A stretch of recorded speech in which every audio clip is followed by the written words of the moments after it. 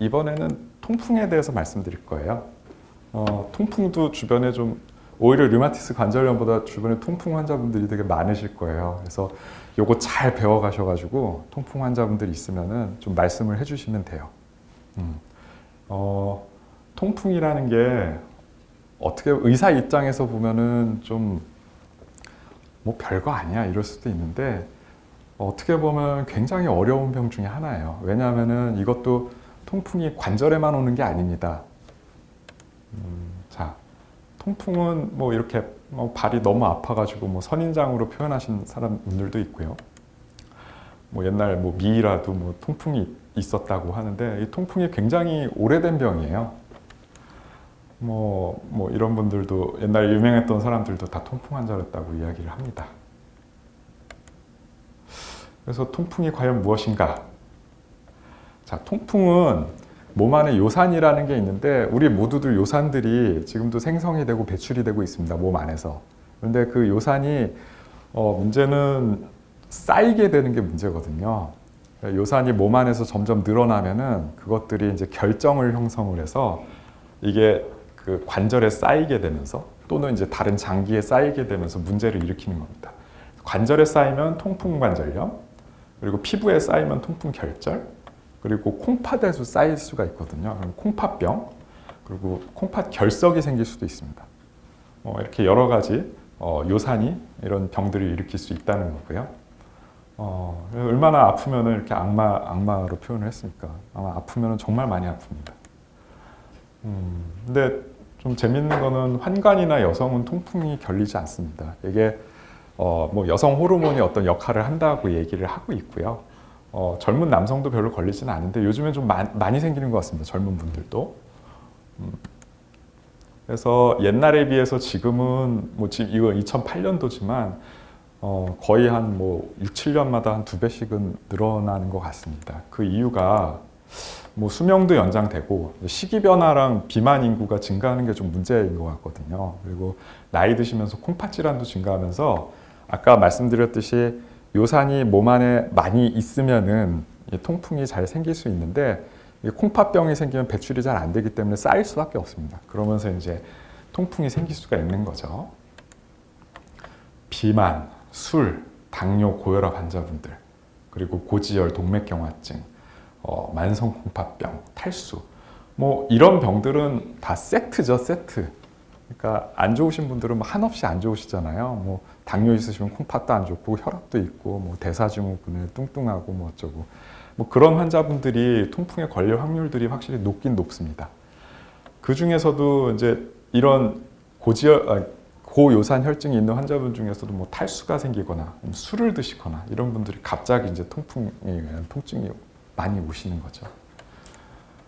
그래서 아까 말씀드린 대로 뭐 많이 드셔서 요산이 올라가든 콩팥으로 배출을 돼야 될 요산이 콩팥이 망가져서 요산이 쌓이게 되고 이렇게 되면은 결국에는 통풍이 오는 거거든요.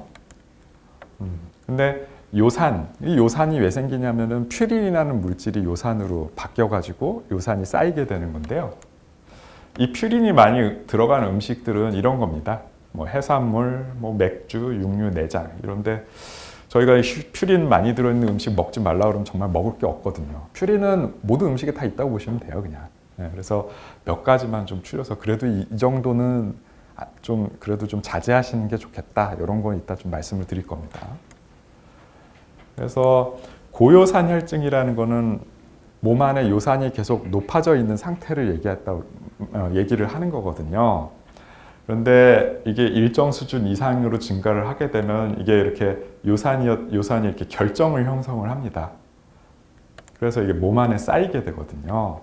근데 고요산 혈증이 있다고 해서 전부 다 통풍 환자로 되는 건 아닙니다. 저도 감기 걸렸을 때 피 검사하면 요산이 굉장히 높거든요. 가끔 가다 이렇게 높을 수는 있지만은 이 고요산 혈증이 계속 유지가 되면은 그때 이제 통풍이 올 그런 찬스가 높아진다는 거예요. 여기 보시면은 요산이 높을수록 통풍의 그런 발병률이 좀 높다는 뜻이고요. 그리고 뭐 요산을 높게 해서 통풍을 좀 많이 일으킬 수 있는 음식들이 있긴 있습니다. 뭐 이따가도 설명을 해드리겠지만 역시 이런 음주나 뭐 육식 해산물이 확실히 증가하는 건 맞습니다. 자, 이제 술인데요.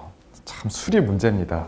저 진짜 어떻게 해서든 뭐 물론 이제 술을 안 드셔도 통풍이 오시는 분들이 있어요. 그분들은 유전적으로 좀 문제가 있기 때문에 오시는 분들이 있는데 술 때문에 오시는 분들이 꽤 많거든요. 근데 어떻게 해서든 그 술을 드시기 위한 노력들을 많이 하십니다. 뭐 예를 들면 막걸리는 좀 좋지 않느냐, 뭐 와인도 좋다더라, 뭐 소주는 더 낫다더라. 그런데 뭐 일단 술은 그냥 다 안 좋다고 보시면 되고요. 그리고 뭐 술 자체가 워낙에 그 요산을 배출시키는 걸 좀 방해하는 역할을 한다고 보시면 됩니다. 그래서 술은 웬만하면 일단 드시지 않는 게 좋습니다. 그리고 제가 통풍 환자분들은 특히 여쭤보는 게 가족력들을 좀 물어보거든요. 사촌 아니면 아버지, 어머니, 뭐 아들, 딸 뭐 이렇게 여쭤보는데 가족력들이 좀 있습니다. 뭐 확실하게 보고된 건 아니지만 그래도 꽤 가족력이 있기 때문에 가족력이 있으신 분들은 그 요산 수치 낮추는 약을 좀 드시는 걸 권유를 해드리고 있습니다. 그래서 뭐 이렇게 나누기도 한다는데요. 자, 처음에 제 외래로 오시는 분들은 다 이렇게 아파서 오시거든요. 너무 아파가지고 다리를 쩔룩거리면서 오시거든요. 어떻게 해서든 이렇게 통증들은 좀 호전이 되게 해야 되는데 뭐 어떤 분들은 빨리 주사를 놔달라고 하긴 하지만 뭐 주사가 뭐 다 좋은 건 아니고요. 그냥 먹는 약도 충분히 이런 통증을 낮출 수 있습니다. 그래서 먹는 약으로 일단은 드시면은 뭐 한 3, 4일 있으면 대부분 가라앉거든요. 보통 통풍은 아까 보였듯이 그 발가락에 많이 오고요. 다른 관절도 충분히 올 수는 있습니다. 이건 손가락에 온 건데요. 이건 만성결절성 통풍이라고 그러거든요. 아까랑 좀 다르게 하얀 게 끼어 있죠. 이게 통풍이 너무 많이 반복이 되면은 아까 그 바늘 같은 것들이 쌓이게 되면서 이렇게 이런 덩어리로 변하게 됩니다. 여기 이제 피부 밑에 보이게 되거든요. 이거 우리는 만성 통풍성 결절성 통풍이라고 그러고 이거 보이면 저희는 그냥 이거 만성 통풍이라고 진단을 할 수가 있습니다. 뭐 여기도 생기고 뭐 발목, 손가락에도 다 생깁니다. 이런 분들이 정말로 있습니다. 정말 많거든요. 근데 다들 그냥 모르고 지나가시는데 정말 많이 있습니다. 그러니까 이게 제대로 진단을 받지 못하고 제대로 치료를 못 받으시는 거죠, 결국에는. 그래서 통풍은 만약에 무릎이 붓거나 발목에 부었으면 이렇게 물을 뽑아가지고 현미경으로 보면은 이렇게 이제 결정등을 볼 수가 있거든요. 이런 것들이 보이면 우리가 통풍으로 진단을 할 수가 있고요. 통풍이 굉장히 심하신 분들은 이렇게 됩니다. 여기 보면은 지금 관절이 다 망가져 있거든요.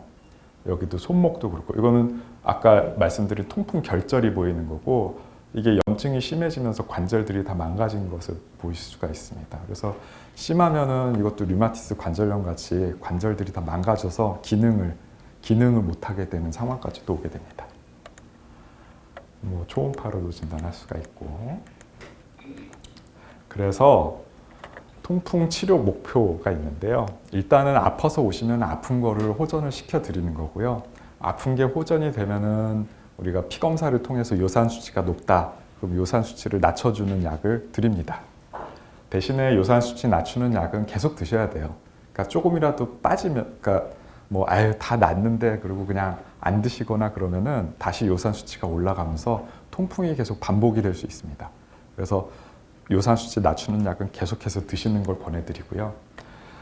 통풍이 위험인자라고 있는데 뭐 남자 그리고 중년, 비만 그리고 가족 중에 통풍 환자가 있고